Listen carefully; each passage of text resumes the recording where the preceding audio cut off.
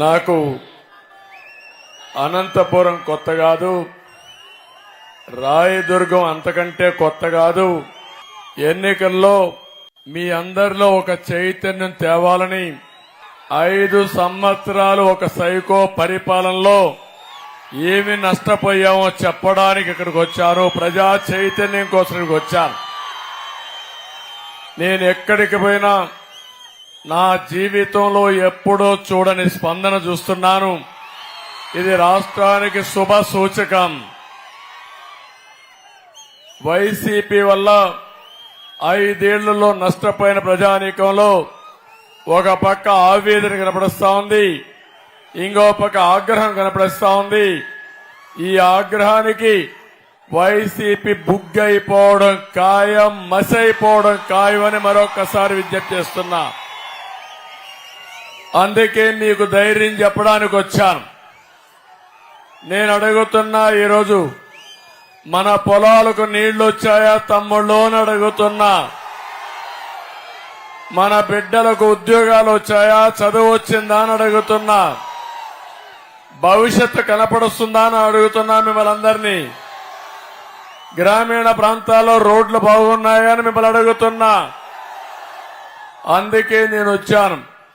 మీలో ఒక భరోసా ఇవ్వాలని, ధైర్యం చెప్పాలని, మళ్లీ ఎన్డీఏ కూటమి మీకు అండగా ఉండి మీకు అన్ని సౌకర్యాలు కల్పిస్తామని చెప్పడానికే నేను ఇక్కడికి వచ్చాను. ఏ ప్రభుత్వం అయినా సరే మనకు నీళ్లు రావాలి. నీళ్లు నాగరికతకు చిహ్నం. నీళ్లుంటే అభివృద్ధి అవుతుంది, నీళ్లుంటే వ్యవసాయం జరుగుతుంది, నీళ్లుంటే పరిశ్రమలు వస్తాయి. కానీ ఈ రోజు ఈ యొక్క అనంతపురం జిల్లాలో ఆ రోజు మనం తెచ్చిన నీళ్లు తప్ప ఎక్కడన్నా నీళ్లు వచ్చాయా తమ్ముళ్ళు అని మిమ్మల్ని అడుగుతున్నా. ఇంకొక విషయం నేను అడుగుతున్నా మిమ్మల్ని అందరినీ. చదువు విషయంలో మనందరం గుర్తుపెట్టుకోవాలి. మన పిల్లలు చాలా తెలివైన పిల్లలు. అది ఏ వర్గమైనా కావచ్చు, ఏ కులమైనా కావచ్చు, పేదవాళ్లు కావచ్చు, ధనికులు కావచ్చు. మట్టిలో మాణిక్యాలు ఈ పిల్లలు. ఆ పిల్లల్ని బాగా చదివిస్తే ప్రపంచాన్ని శాసించే శక్తి తెలుగు జాతి పిల్లలకుందని నేను మీ అందరికి విజ్ఞప్తి చేస్తున్నా. స్కూల్ బిల్డింగులకు రంగులు కొడితేనో లేకపోతే వైఎస్ఆర్ కాంగ్రెస్ పార్టీ గుర్తులేసుకుంటే పిల్లలకు చదువు వస్తుందా తమ్ముళ్ళు అని మిమ్మల్ని అడుగుతున్నా. పిల్లలకు చేయాల్సింది టీచర్లు నియమించాలి, టీచర్లు చదువు చెప్పే వాతావరణాన్ని క్రియేట్ చేయాలి, స్కూల్స్ కూడా బాగుండాలి, కనీస సదుపాయాలు ఇవ్వాలి. అదే సమయంలో ఇంటికి దగ్గరగా స్కూల్ ఉంటే ఆడపిల్లలను కూడా స్కూలుకి పంపించే పరిస్థితి వస్తారు. నేను అడుగుతున్నా, ఈరోజు 3 కిలోమీటర్ల అవతల స్కూల్స్ ఉన్నాయా లేదా అని అడుగుతున్నా. చిన్న పిల్లల 3వ తరగతి పిల్లలు 3 కిలోమీటర్లు పోవాలంటే, ఆడపిల్లలు పోవాలంటే పోయే పరిస్థితిలో ఉన్నారా అని మిమ్మల్ని అడుగుతున్నా. దీనివల్ల నాణ్యత పెరగల. ఇంకో పక్క టీచర్లు లేరు, చదువు చెప్పే పరిస్థితి లేదు. ఏదో మాట్లాడితే ఇంగ్లీష్ మాట్లాడతారు తప్ప ఈయన రాకమునిపై ఇంగ్లీష్ తెలుసు మనకి, ఈయన పుట్టుకతో మనకేం ఇంగ్లీష్ రాలా. ఇలాంటి తప్పుడు మార్గాలతో ఒక్క ఛాన్స్ అని వచ్చాడు. అదే చివరి ఛాన్స్ అయ్యే అవకాశం ఉంది. ఆ రోజు తండ్రి లేని బిడ్డ అన్నాడు, ఒక ఛాన్స్ అన్నాడు, తల మీద చెయ్యి పెట్టాడు, బుగ్గలు నిమిరాడు, ముద్దులు పెట్టాడు. వచ్చిన తర్వాత పిడిగుద్దులు గుద్దులు. నేను అడుగుతున్నా, ఎవరైనా మీలో బాగుపడ్డారా తమ్ముళ్ళు అని అడుగుతున్నా. ఈ రాయలసీమ మాట్లాడితే రాయలసీమ గురించి మాట్లాడతాడు. నేను కూడా రాయలసీమ బిడ్డనే, ఈ గడ్డ మీదనే పుట్టా. కానీ మొన్న మీరందరూ 52 సీట్లలో 49 గెలిపించారు. మీలో కూడా ఒక ఆలోచన ఎందుకు వచ్చిందో నాకైతే తెలియదు, కానీ గెలిపించారు. నేను అడుగుతున్నా, గెలిపించిన దానికి ఏమైనా చేశాడా అని అడుగుతున్నా. రాయలసీమ ద్రోహి జగన్మోహన్ రెడ్డి అవునా కాదా అని మిమ్మల్ని అడుగుతున్నా. నేను అడుగుతున్నా, రాయదుర్గ ప్రజలు మిమ్మల్ని అడుగుతున్నా, 5 ఏళ్లలో మీ జీవితాల మార్పులు వచ్చాయా? ఏ ప్రాజెక్ట్ అయినా అయిందా అని మిమ్మల్ని అడుగుతున్నా. నీళ్లు వచ్చాయని మిమ్మల్ని అడుగుతున్నా. ఏ ఒక్కరికైనా మంచి జరిగిందని మీరు భావిస్తున్నారా అని మిమ్మల్ని అడుగుతున్నా. నేను సవాలు విసురుతున్నా జగన్మోహన్ రెడ్డి. జగన్మోహన్ రెడ్డి 14-19 తెలుగుదేశం పార్టీ టైంలో నేనేమి చేశానో చెప్పడానికి నేను సిద్ధం. నువ్వేమి చేశావో చర్చించడానికి మీరు సిద్ధంగా ఉన్నారా అని కోరుతున్నా, సవాలు విసురుతున్నా. తమిళలో రాయలసీమలో ఒక్క ఇరిగేషన్ ప్రాజెక్టులకి నేను 12,000 కోట్లు ఖర్చు పెట్టా. జగన్మోహన్ రెడ్డి ఖర్చు పెట్టింది 2,500 కోట్లు. ఈ రాయలసీమకు నీళ్లు అవసరమా లేదా అని అడుగుతున్నా. మొట్టమొదటిసారిగా కృష్ణా జలాలు రాయలసీమకు రావాలని ఆలోచించిన వ్యక్తి నందమూరి తారక రామారావు గారు. అప్పుడే అందరి నీవా ప్రారంభించారు. ఈ రోజు నేను చెప్తున్నాను, 5 ఏళ్లలో 4,500 కోట్ల రూపాయలు ఒక్క అందరి నీవా పైన ఖర్చు పెట్టిన పార్టీ తెలుగుదేశం పార్టీ. తుంగభద్ర దగ్గర నుంచి మీకు హెచ్ఎల్సీ వస్తుంది, ఇది ఎప్పటి నుంచో ఉంది. కానీ తుంగభద్ర నుంచి నీళ్లు రాకుండా హెచ్ఎల్సీ చాలా వరకు పూడిపోతే ఆధునీకరణకు నాంది పలికిన పార్టీ. స్వయంగా నేను కర్ణాటకకి వెళ్లి ముఖ్యమంత్రిని కన్విన్స్ చేసి పనులు ప్రారంభించిన పార్టీ తెలుగుదేశం పార్టీ. ఏం తమ్ముళ్ళు ఇప్పుడు పనులు అవుతున్నాయని మిమ్మల్ని అడుగుతున్నా. హెచ్ఎల్సీ ఆధునీకరణ పడకేసిందా లేదా అని మిమ్మల్ని అడుగుతున్నా. అంటే నువ్వు రాయలసీమకు ఖర్చు పెట్టావు, హెచ్ఎల్సీ పట్టించుకో. ఇక్కడ తాగడానికి నీళ్లు లేకుండా, సాగునీరు లేకుండా రైతులు ఇబ్బందులు పడితే పరామర్శించడానికి టైం లేని ముఖ్యమంత్రి ఈ రాష్ట్రానికి అవసరమా తమ్ముళ్ళు అని మిమ్మల్ని అడుగుతున్నా. మీరు చూడండి, ఆ రోజు జీడిపల్లి పూర్తి చేశాం. అంతేకాకుండా గొల్లపల్లి పూర్తి చేసి ఉమ్మడి అనంతపురం జిల్లాలో కియా మోటార్ తీసుకొచ్చి ఈ రోజు ప్రపంచం మొత్తం ఇక్కడ తయారు చేసిన కార్లు పరిగెత్తున్నాయంటే అది తెలుగుదేశం పార్టీ చొరవ. 1-2 కాదు, 12 లక్షల కార్లు ప్రపంచమంతా తిరిగే పరిస్థితి వస్తా ఉంది. అది చూసినప్పుడు గర్వపడతాం. ఇది మా ఊర్లో కరూరు జిల్లా అనంతపూర్లో తయారు చేసిందని గర్వంగా చెప్పుకునే విధంగా చేసిన పార్టీ తెలుగుదేశం పార్టీ. మాట్లాడితే ముఖ్యమంత్రి అంటాడు, మిమ్మల్ని చూస్తే ఏం గుర్తొస్తుందని. అడుగడుగునా నేను చేస్తే అభివృద్ధి గుర్తొస్తుంది, అవునా కాదా తమ్ముళ్ళు అని అడుగుతున్నా. మిమ్మల్ని చూస్తే విధ్వంసం గుర్తొస్తుంది. ప్రజానాయకుడు ఎప్పుడు కూడా అభివృద్ధి చేసే నాయకుడు కావాలి తప్ప కూలగొట్టేవాడు నాయకుడు కావాలన్నా తమ్ముళ్ళు అని అడుగుతున్నా. కొంపలు కూర్చేవాడు, కడాన కన్న తల్లికి కూడా భారమైన వ్యక్తి జన్మభూమికి భారం కాడా అని మిమ్మల్ని అడుగుతున్నా. తమ్ముళ్ళు, ఈ రాయదుర్గలో మీరు ఒకసారి చూస్తే బాగా కరువు ఎక్కువ ఉందని నేను భైరవాణి తిప్ప ప్రాజెక్టును ప్రారంభించిన పార్టీ తెలుగుదేశం పార్టీ. అదిగాని వస్తే జీడిపల్లి నుంచి భైరవాణి తిప్పకు 968 కోట్లతో పనులకు టెండర్ ఇచ్చి 12 కిలోమీటర్ల కాలువలు పూర్తి చేసి నేనే ఉండుంటే 1 సంవత్సరంలో భైరవాణి తిప్ప ప్రాజెక్టుకి నీళ్లిచ్చిన ఘనత తెలుగుదేశం పార్టీకి వచ్చేది. గవర్నమెంట్ పోయిన తర్వాత 1 ఇంచు పని జరిగిందా మిమ్మల్ని అడుగుతున్నా. పూర్తి చేస్తారని నమ్మకం మీకుందా అని అడుగుతున్నా. దీనికి సమాధానం చెప్పాల్సిన అవసరం ఉందా లేదా అని మిమ్మల్ని అడుగుతున్నా.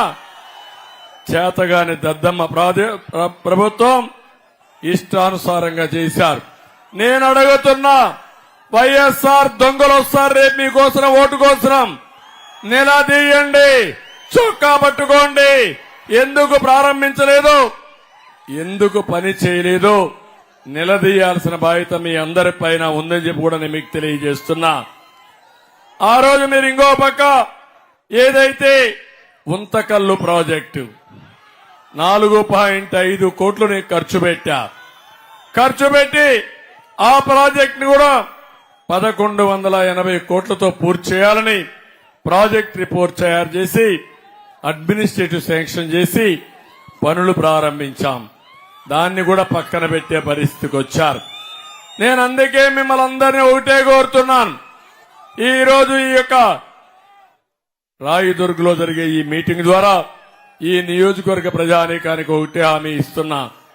మళ్లీ రాష్ట్రానికి న్యాయం జరగాలంటే, ఈ రాయదుర్గ న్యాయం జరగాలంటే, అనంతపురం జిల్లాకు న్యాయం జరగాలంటే వైసీపీ పోవాలి, ఎన్డీఏ రావాలి, ఈ ప్రాంతానికి న్యాయం జరగాలని చెప్పి కోరుకుంటున్నా. ఒక్క విషయం నేను చెప్తున్నాను. ఈ రోజు మీరందరూ ఉన్నారు, అందరి దగ్గర సెల్ ఫోన్లు ఉన్నాయి. తమ్ముళ్ళు సెల్ ఫోన్లు తీయండి, అందరూ కూడా లైట్ ఆన్ చేసి చూపించండి, నాకు సంఘీభావం చూపించండి. 2 నిమిషాల్లో అందరూ లైట్లు ఆన్ చేయాలి. అన్ని సెల్ ఫోన్లు నక్షత్రాల మారిగా ఈ ప్రదేశం అంతా వెలిగిపోతా ఉంది. అది టెక్నాలజీ మహిమ. ఆ సెల్ ఫోన్లు కూడా నాంది పలికింది నేనే. 25 సంవత్సరాల కంటే ముందు ఆ రోజు సెల్ ఫోన్లే లేకపోతే టెలికమ్యూనికేషన్ సెక్టర్ ని డీరెగ్యులేషన్ కు ప్రయత్నం చేయడమే కాకుండా సాధించిన వ్యక్తిని. ఇప్పుడు మీ అందరికీ ఒక ఎక్సర్సైజ్ ఇస్తున్నా. అందులో క్యాలిక్యులేటర్ ఉంది. ఐడియా ఉందా మీకు? అన్ని ఫోన్లో క్యాలిక్యులేటర్ ఉంది. లెక్కలు ఇచ్చు, తీసేయచ్చు, కూడచ్చు, అన్ని చేయొచ్చు. అవునా కాదా? మాకు తెలిసిన వాళ్ళు చేలిపైకి ఎత్తండి. ఓకే, కొంతమంది తెలియకపోతే ఒక్కసారి శ్రద్ధ పెట్టండి. నేనిచ్చే ఎక్సర్సైజ్ ఒకటే. నేనిచ్చానంటున్నాడు. ఏంటి నువ్వు ఇచ్చేది? ఎక్కడ మీ తాత సొత్తా నువ్వు ఇచ్చింది? నువ్విచ్చింది ఎంత? నువ్వు బొక్కింది ఎంత? నువ్వు దోచుకున్నది ఎంత? నువ్వు దొబ్బేసిన డబ్బులెంతో సమాధానం చెప్పమని ఈ ముఖ్యమంత్రిని అడుగుతున్నా. దీనికి మీ అందరికీ ఒక చిన్న ఎక్సర్సైజ్ ఇస్తున్నా. తమిళ్లో పెట్రోల్ డీజిల్ పెరిగిందా లేదా? కరెంటు ఛార్జీలు పెరిగాయా లేదా? మద్యం రేటు పెరిగిందా లేదా? నిత్యావసర వస్తువుల ధరలు పెరిగాయా లేదా? పన్నులే పన్నులు, అవునా కాదా? సిమెంట్ పెరిగిందా లేదా? ఇసుక పెరిగిందా లేదా? అంటే ఒక జలగ మారిగా నీ రక్తాన్ని తాగేస్తున్నాడు ఈ జలగన్న. అందుకే నేను చెప్పేది ఒకే ఒక ఎక్సర్సైజ్. మీ రక్తాన్ని తాగుతున్నాడు కాబట్టి 1,00,000 రూపాయలు మీ దగ్గర దోచుకుంటా ఉంటే దానికి 1 లీటరు బ్లడ్ గా లెక్కేసుకోండి. మీ దగ్గర దోపిడీ 5 సంవత్సరాలు ఎంత చేశాడో, ఎన్ని లీటర్ల రక్తాన్ని మీ దగ్గర తాగాడో మీరు లెక్కేయండి. రెండోది, ఈ రోజు మీరందరూ ఉన్నారు. మీ పేరుతో ఈ ప్రభుత్వం 13 లక్షల రూపాయలు, 13 లక్షల కోట్లు అప్పు తీసుకొచ్చాడు. జగన్మోహన్ రెడ్డి కడతాడా అప్పు? సాక్షి పేపర్ కడుతుందా అప్పు? ఎవరు కడతారు తమ్ముళ్ళు ఈ అప్పు? ఎవరు కడతారు? పన్నుల ద్వారా మీరే కట్టాలా లేదా? కడాన ప్రభుత్వ ఆస్తులు కూడా తాకట్టు పెట్టి అప్పు తీసుకొచ్చిన దుర్మార్గుడు జగన్మోహన్ రెడ్డి. ఎక్కడా సంపాదన లేదు, దోపిడీ మాత్రం చేశాడు. అందుకే నేను మిమ్మల్ని కోరుతున్నా, నేను ఈ అప్పుని రూపాయలకు ఒక్కొక్క పువ్వు కింద లెక్కేద్దాం. ఒక పక్క ఇనాల మీరందరూ జాగ్రత్తగా అరవద్దండి, తప్పుడు దించు, జెండా దించు, మళ్ళీ ఎగరేద్దాం. ఒక పక్క మీ దగ్గర నుంచి రక్తం తాగుతున్నాడు, అన్ని విధాలా మిమ్మల్ని లాగేస్తున్నాడు.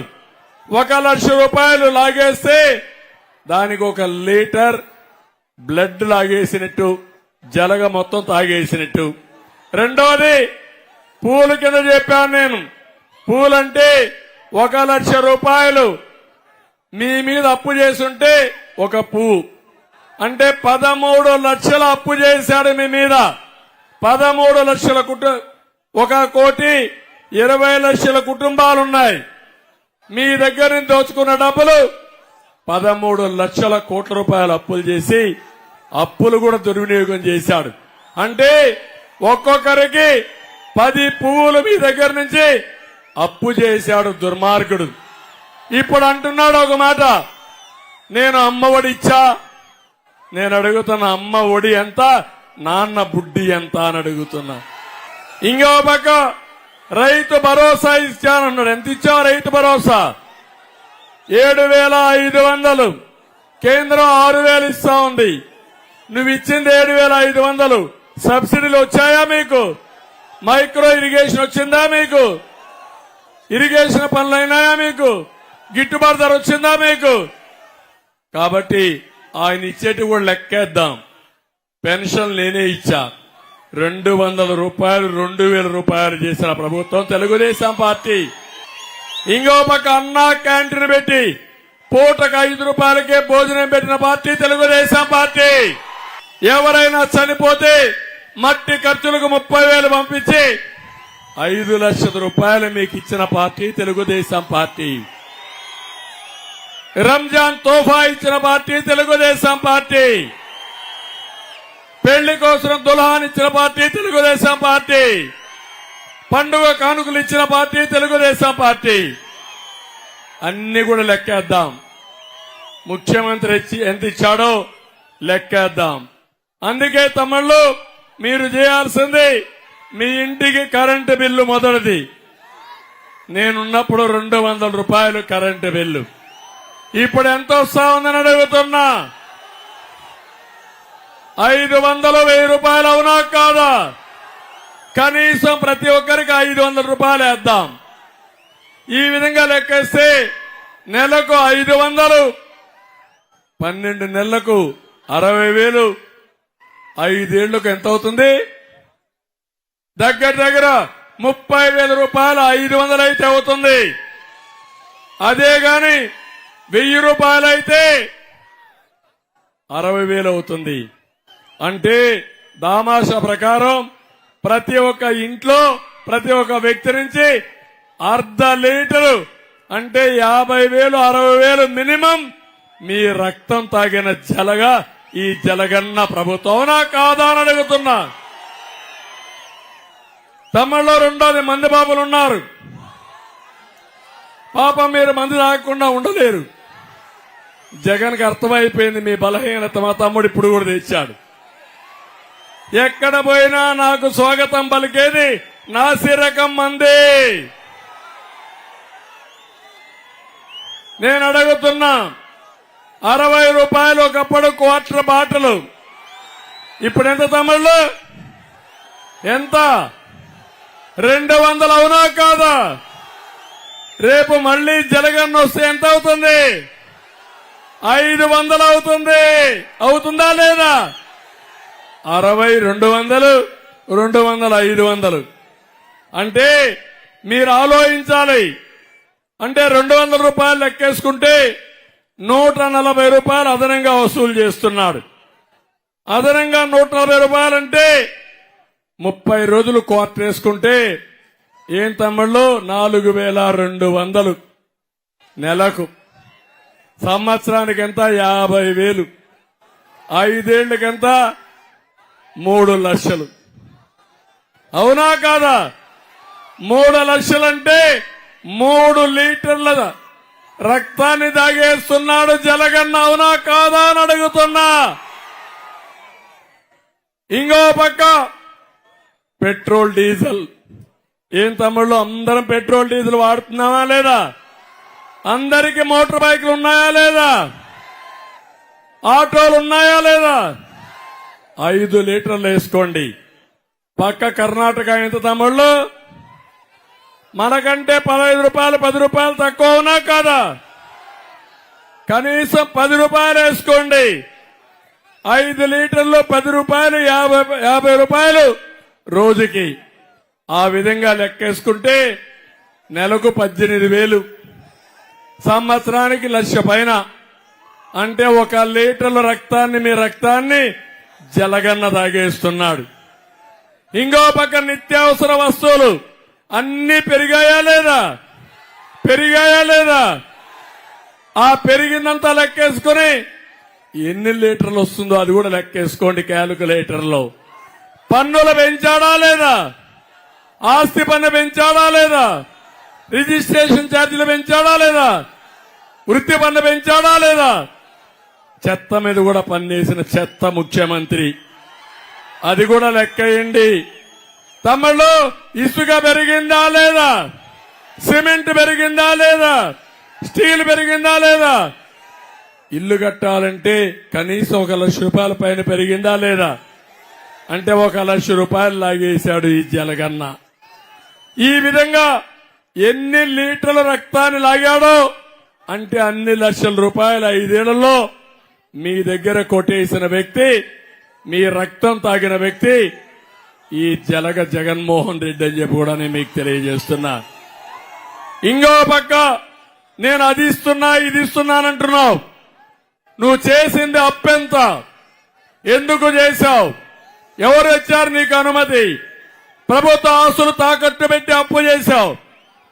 ఇప్పుడు నేను కూడా సంపద సృష్టించే తెలివి ఉంది కానీ అప్పెట్ట కట్టాలో నాకే అర్థం కావడంలా. అప్పు కట్టాలి, ఆదాయాన్ని పెంచాలి, మీ సంక్షేమం ఇవ్వాలి, మీ పిల్లల్ని చదివించాలి, ఉద్యోగాలు రావాలి. అదొక విధానం అని మీరు గుర్తుపెట్టుకోమని మిమ్మల్ని అందరినీ కోరుతున్నా.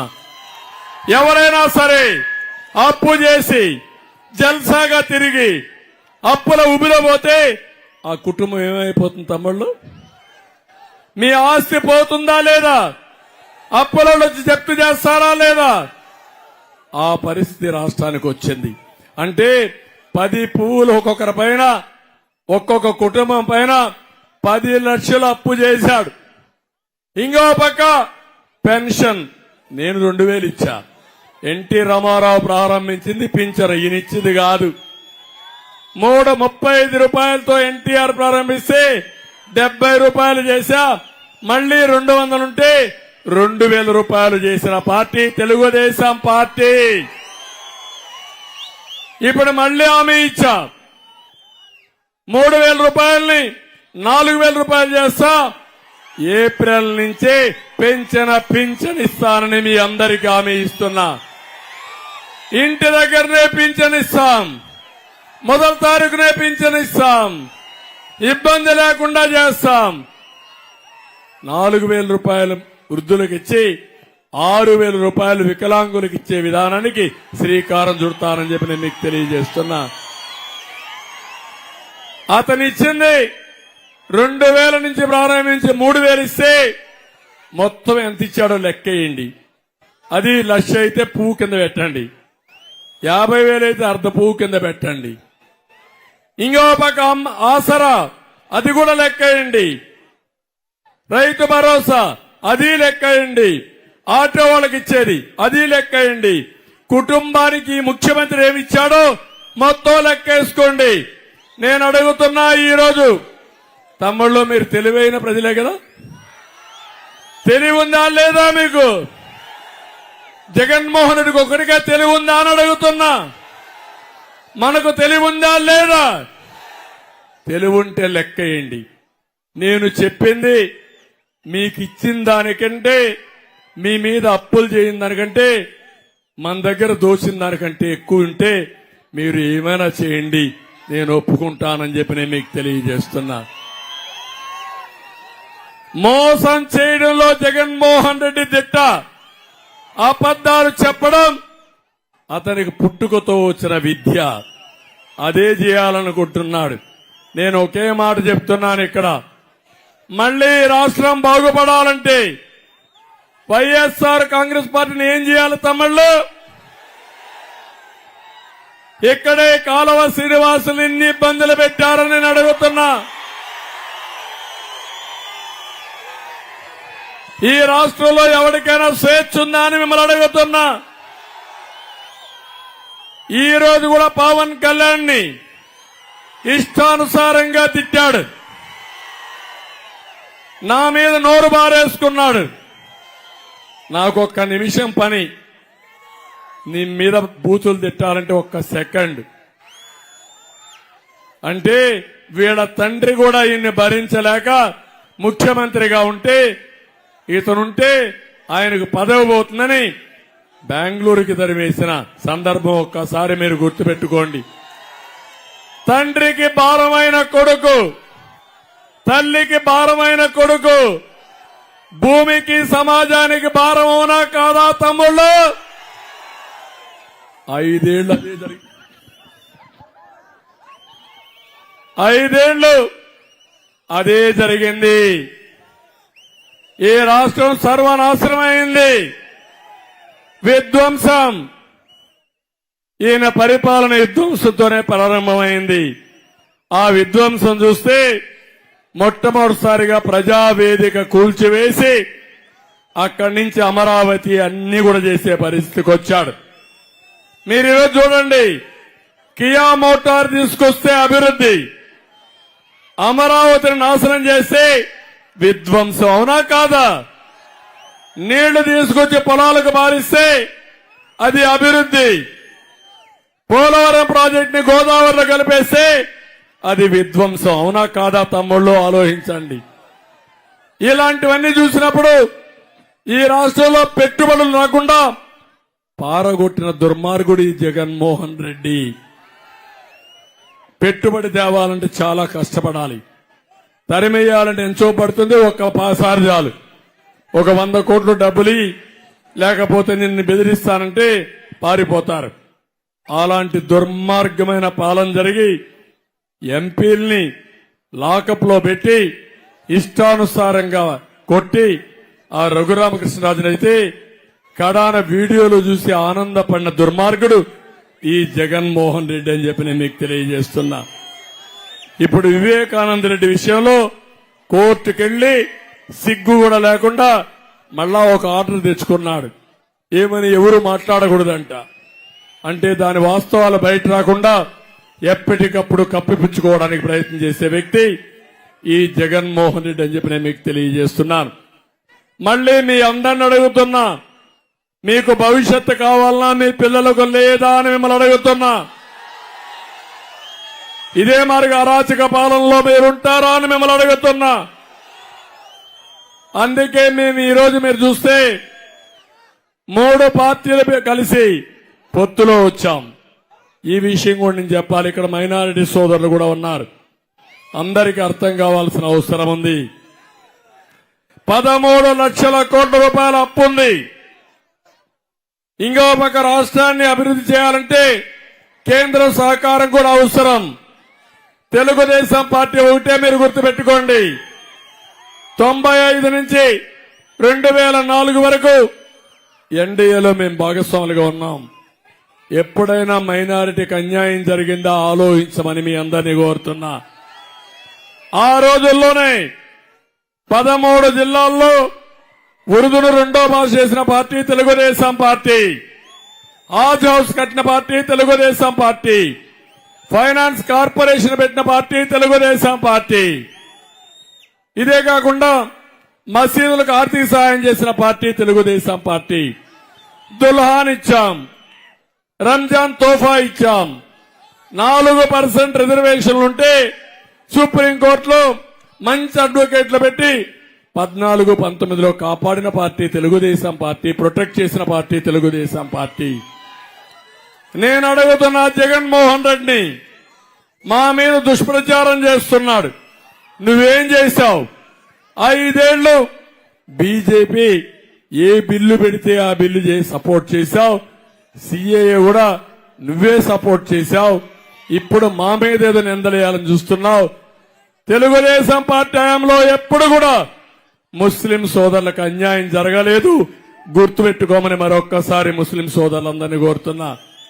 నేను అడుగుతున్నా, ఈ 5 ఏళ్లలో జగన్మోహన్ రెడ్డి ముస్లింలకు ₹1 ఖర్చు పెట్టాడా? తమ్ముళ్ళు ఆలోచించండి. మీ పిల్లల విదేశ విద్య కోసం డబ్బులు ఇచ్చాడా? గుర్తుపెట్టుకోమని అడుగుతున్నా. ఇంకో పక్క నేను ఆ రోజు ఇమాములకి మౌజములకి నెలవారీగా పౌరసత్వ ఆందోళన ఇస్తే అదేనా సక్రంగా ఇచ్చాడా అని మిమ్మల్ని అడుగుతున్నా. మొన్న నేను విమర్శిస్తే అప్పుడు నిన్న రిలీజ్ చేశాడు. ఇంకో పక్క అబ్దుల్ సలాం ఎంత దారుణంగా చంపేశాడో ఒకసారి గుర్తుపెట్టుకోండి.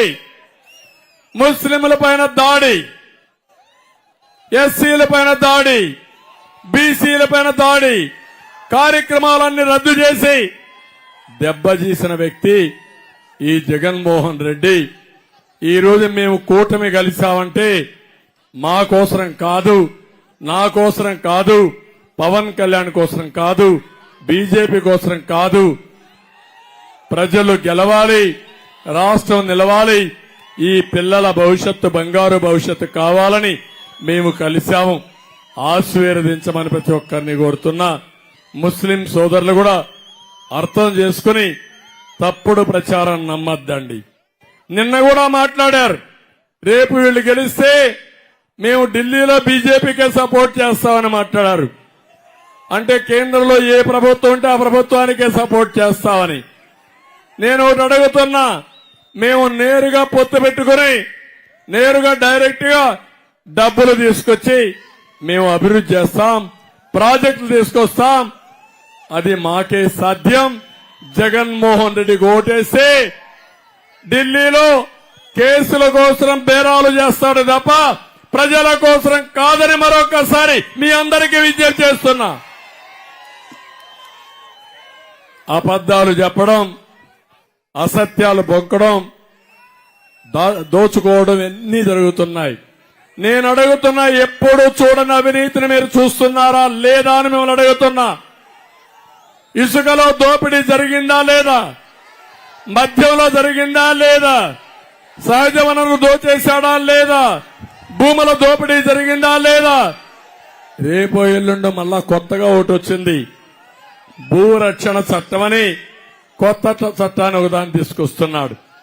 ఆ భూరక్షణ చట్టం వస్తే మన జాతకాలని జగన్మోహన్ రెడ్డి రాస్తాడు. రేపు గాని కంప్యూటర్లో మీకు 10-1 ఉండదు, అడంగల్ ఉండదు, ఏ రికార్డులు కూడా ఉండవు. ఇంకా అన్ని కంప్యూటర్లో ఉంటాయి. జగన్మోహన్ రెడ్డి ఒక్క నెంబర్ మారిస్తే మీ పేరు మార్చి వేరే వాళ్ళకి ఇచ్చేస్తే అది మీరు చూసుకోకపోతే ఇంకా భూమి వాళ్ళకే పోయే పరిస్థితి వస్తుంది.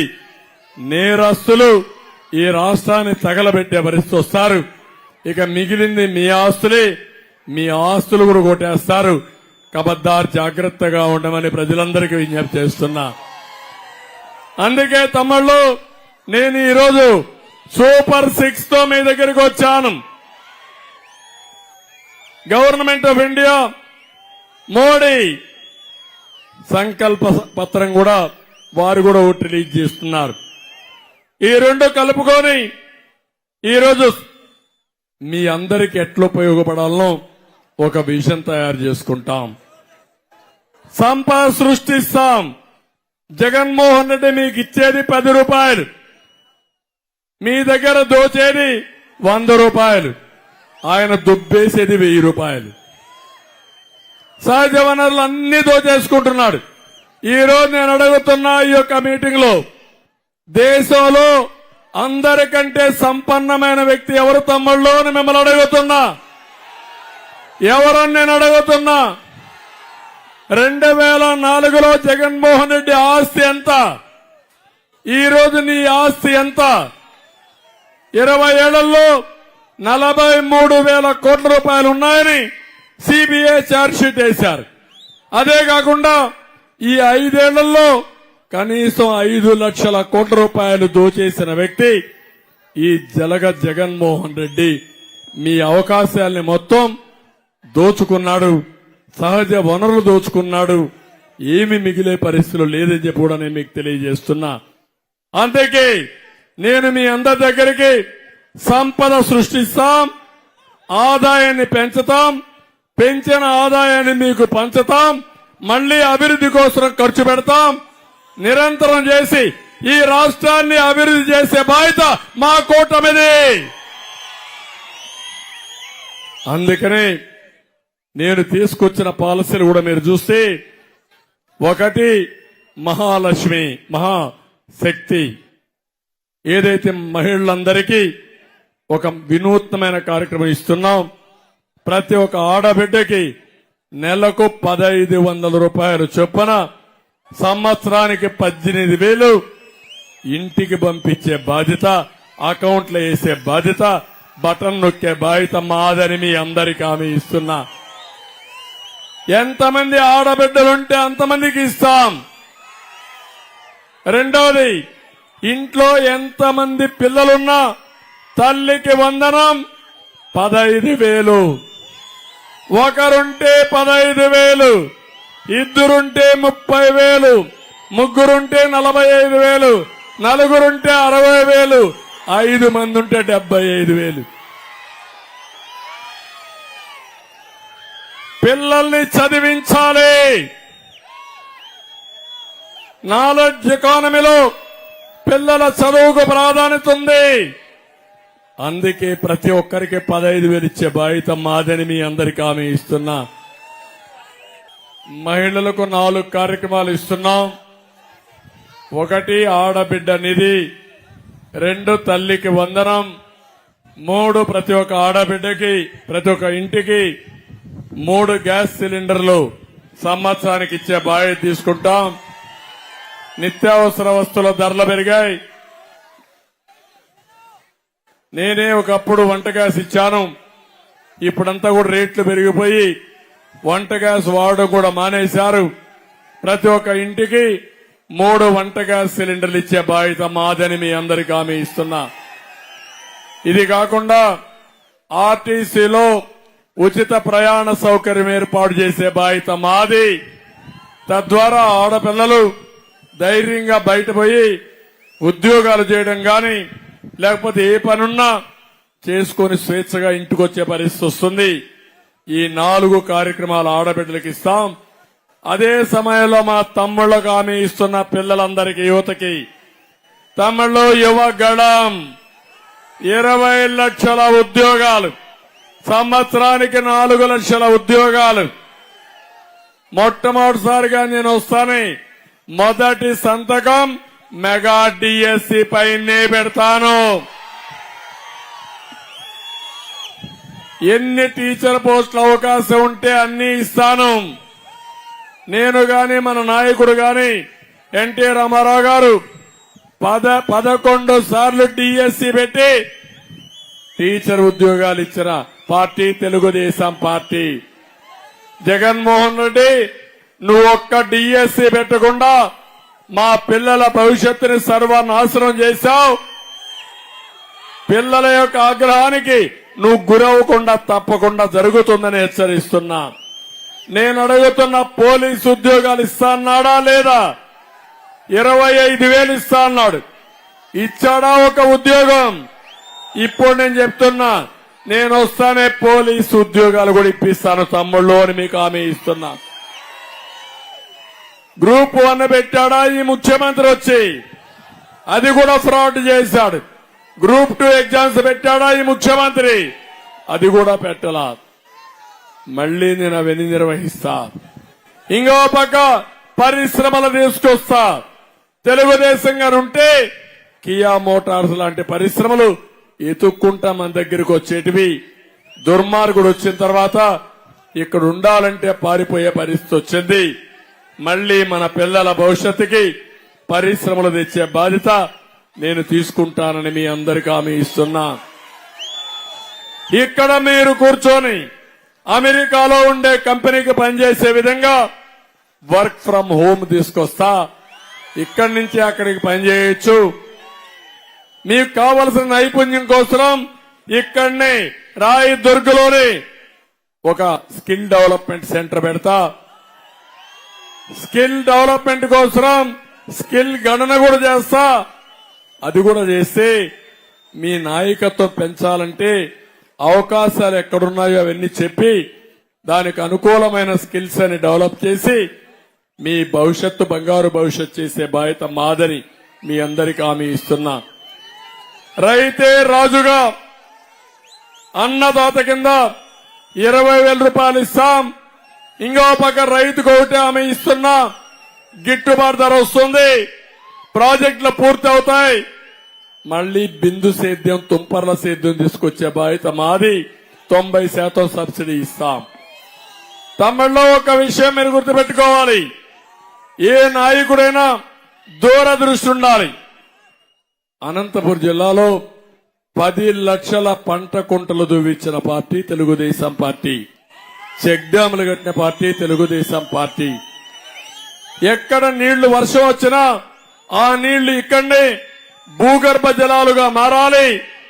తద్వారా ఇక్కడ కరువు పోవాలని ఆలోచించిన పార్టీ తెలుగుదేశం పార్టీ. మళ్లీ ఇలాంటివన్నీ తీసుకొచ్చి మీకు న్యాయం చేస్తాం. ఇది కాకుండా ఈరోజు పింఛన్ విషయం చెప్పాను. కడాన వాలంటీర్స్ కూడా హామీ ఇస్తున్నా. వాలంటీర్స్ కి న్యాయం చేస్తాం. 5,000 నుంచి 10,000 రూపాయలు మీ జీతాల ఆందోళన పెంచే బాధ్యత మాది. వచ్చేది తెలుగుదేశం పార్టీ ప్రభుత్వమే, ఎన్డీఏ ప్రభుత్వమే. ఉద్యోగానికి రాజీనామా చేస్తే ఉన్న ఉద్యోగం పోతుంది. రాజీనామా చేయొద్దండి, మీరు గట్టిగా ఉండండి. ఎవరైనా అడిగితే రాజీనామా చేయమని మా చంద్రన్న చెప్పాడు. మేము రాజీనామా చేయమని తిరుగుబాటు చేయండి, మిమ్మల్ని కాపాడుకునే బాధ్యత నాదని మీ అందరికీ హామీ ఇస్తున్నా. ఇది కాకుండా ఇంకొక విషయం చెప్పాలి. మొన్నే బీసీ డిక్లరేషన్ ఇచ్చాం. 50 సంవత్సరాల వయసు పడినటువంటి బీసీలందరికీ వృద్ధాప్య పింఛన్ ఇచ్చే బాధ్యత మాదని మీ అందరికీ హామీ ఇస్తున్నా. బీసీ డిక్లరేషన్ లో 1,50,000 కోట్ల రూపాయలు పెడతాం. 5 ఏళ్లలో సంవత్సరానికి 30,000 కోట్లు పెడతాం. తద్వారా ప్రతి ఒక్క బీసీకి ఆర్థికంగా పైకి తేవడానికి ఆదరణ గాని, రుణాలు గాని, చేతురుతులు చేయాలంటే సబ్సిడీ గానిచ్చి మిమ్మల్ని పైకి తీసుకొస్తాం. అన్ని కులాలను ఆలోచిస్తాం. 140 కులాలున్నాయి. 140 కులాలకు కూడా బీసీలందరికీ న్యాయం చేసే బాధ్యత వ్యక్తిగతంగా నేను తీసుకుంటా. తెలుగుదేశం పార్టీకి వెన్నెముక బీసీలు. అందుకే ఈ పార్లమెంట్ లో అంబికా కృష్ణ, అంబికా లక్ష్మీనారాయణ ఒక బీసీ అభ్యర్థి, బోయ అభ్యర్థి, పక్కన చూస్తే కురబ అభ్యర్థి పార్థసారథి. ఇద్దరు ఎంపీలను కూడా ఈ జిల్లాలో బీసీలు పెట్టిన పార్టీ తెలుగుదేశం పార్టీ. మొట్టమొదటిసారిగానే 2 బీసీలను పెట్టింది. ఒకప్పుడు ఇక్కడుండి కాలవ శ్రీనివాసుల్ని, పార్థసారథిని అప్పట్లోనే పెట్టిన విషయం గుర్తు చేస్తున్నా. ఇక్కడికి వచ్చినప్పుడు మళ్లీ కాలవ శ్రీనివాసుని ఎమ్మెల్యేగా పెట్టాం. ఒకసారి సామాజిక న్యాయం మాట్లాడే వైఎస్ఆర్ కాంగ్రెస్ పార్టీకి సవాలు విసురుతున్నా. రాయలసీమలో మీరెంతమంది బీసీలకు ఇచ్చారు? మీరెంతమంది వేరే కులాలకు ఇచ్చారు? మేమెంతమందికి ఇచ్చాం చూస్తే జనాభా దామాషా ప్రకారం అందరికీ న్యాయం చేసిన పార్టీ. ముస్లిం సోదరులు కూడా మదనపల్లి, నంద్యాల 2 సీట్లు ఇచ్చిన పార్టీ తెలుగుదేశం పార్టీ. ఈ విధంగా అందరికీ న్యాయం చేశాం. కానీ ఏ కులమైనా, ఏ మతమైనా విద్వేషం చూపించకుండా అందరికీ న్యాయం చేసే పరిస్థితికి వచ్చాం. అది తెలుగుదేశం పార్టీ విధానం. అది ఈరోజు జనసేన, తెలుగుదేశం, అదే మరి బీజేపీ కలిసి ఇవన్నీ చేస్తున్నామని చెప్పి కూడా నేను మీకు తెలియజేస్తున్నా. ఇక్కడికి వచ్చినప్పుడు నేను ఒకటే మిమ్మల్ని అంతా కోరుతున్నా, పుంతకల్ రిజర్వాయర్ నిర్మిస్తానని మోసం చేశాడు. ఇంకో పక్క ఈరోజు మీరు ఒకసారి చూస్తే కుద్రేముఖ్ స్పాంజ్ ఐరన్ పరిశ్రమ తీసుకొస్తానని మోసం చేశాడు. గుమ్మగట్ట మండలం గోనబావిలో బీసీ బాలికల పాఠశాలకు 24 కోట్లు ఇస్తే అవి కూడా మధ్యలో నిలిపేశాడు. రాయదుర్గలో బాలికల జూనియర్ కాలేజీకి 52 లక్షలు ఇస్తే దాన్ని కూడా మధ్యలో నిలిపేశాడు. జూనియర్ కాలేజీ భవన నిర్మాణానికి ఆర్జీటీ ముందుకొచ్చిన ఈ ప్రభుత్వం చొరవ చూపలేదు. మాల్యం బ్రాంచ్ కెనాల్ ద్వారా 260 కోట్లతో 36వ ప్యాకేజ్ తీసుకొస్తే అది కూడా ఆగిపోయింది. అది అయింటే 27,000 ఎకరాలకు నీళ్లు వచ్చేది. అవులదట్ల బ్రాంచ్ కాలువకి 34వ ప్యాకేజ్ కింద పనులు చేశాం, అవి కూడా నిలిచిపోయినాయి. కణేకల్లో డిగ్రీ కాలేజ్ కోసం కూడా డిమాండ్ ఉంది, తప్పకుండా పెడతామని మీ అందరికీ హామీ ఇస్తున్నా. సామూహిక బిందు తుంపర్ల సేద్యం కోసం 10,000 ఎకరాలకు ప్రాజెక్టు ఇస్తే 183 కోట్లు నిలిపేశాడు. వేదావతి హగరి నదుల్లో 4 చోట్ల సబ్ సర్ఫేస్ డ్యాములు కట్టాలి, అవి కూడా నిలిపేశారు. ఒక భూపసముద్రం వద్ద సబ్ సర్ఫేస్ డ్యాం పనుల కోసం water man of India Rajendra Singh తో భూమి పూజ చేపిస్తే దాన్ని కూడా నిలిపేసే పరిస్థితికి వచ్చాడు. జీతాలు ఇవ్వలేక సత్యసాయి పెట్టినటువంటి శ్రీరామరెడ్డి వాటర్ సప్లై ప్రాజెక్టులు కూడా పడకేసే పరిస్థితి వచ్చింది. అంటే ఎంత దుర్మార్గంగా చేశారంటే అదే మారిగా దుర్మార్గం చేశారు. ఇక్కడ ఒక విషయం మీ అందరికీ చెప్తున్నా, కణేకల్ చెరువు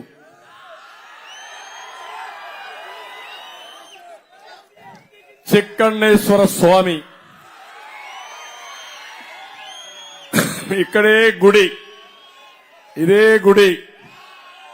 ఏం తమ్ముడు, చిక్కన్నేశ్వర స్వామి ఆ రోజు ఒక చెరువు కడితే ఇప్పుడు కూడా ఆయన్ని దేవుడిగా చేసి మీరు పూజలు చేస్తున్నారా లేదా అని అడుగుతున్నా.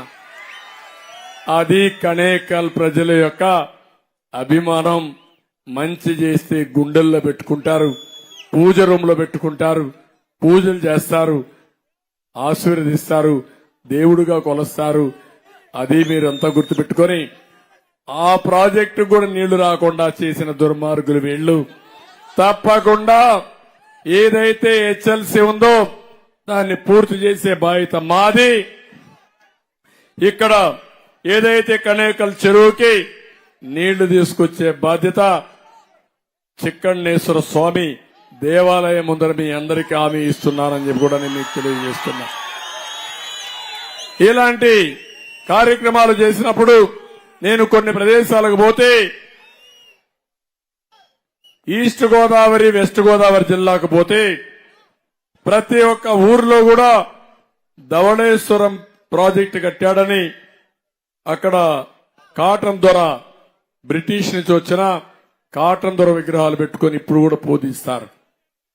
ఎప్పుడో కృష్ణదేవరాయలు చెరువులు దొరికితే ఆ చెరువుల గురించి ఇప్పుడు కూడా మనం పుస్తకాల్లో చదువుకుంటాం. తమ్ముళ్ళు, చెరువులు పూర్తి చేసిన వ్యక్తి, ప్రాజెక్టులు కూల్ చేసిన వ్యక్తి, ఎట్లయితే కట్టినప్పుడు దేవాలయాలు కడతామో కూల్ చేసినప్పుడు, పోగొట్టినప్పుడు, జాతికి అన్యాయం చేసినప్పుడు కక్ష తీర్చుకోవాలనా లేదా తమ్ముళ్ళు అని మిమ్మల్ని అడుగుతున్నా. అదే గాని పోలవరం ప్రాజెక్టు పూర్తయి పోలవరం నీళ్లు తీసుకొచ్చి నేరుగా బనకచెర్ల రిజర్వాయర్లో వేస్తే అక్కడి నుంచి ఆ నీళ్లు హంద్రి నీవా ద్వారా, నగిరి గాలేరు ద్వారా, తెలుగు గంగ ద్వారా రాయలసీమ మొత్తం పారేటివి. అది నా కోరిక, అది నా ఆశయం. నీళ్లుంటే రత్నాలు పండిస్తారు ఈ రాయలసీమలో, తప్పకుండా చేస్తా. అందుకే మీ అందరినీ కోరుతున్నా. మరొక్కసారి అందరికి విజ్ఞప్తి, మీ అందరినీ కోరేది, రేపు జరిగే ఎన్నికల్లో మీ పిల్లల భద్రత కోసరం, భవిష్యత్తు కోసరం, మీ భవిష్యత్తు కోసరం ఇక్కడుండే 2 అభ్యర్థులు సైకిల్ గుర్తు మీద ఉన్నారు.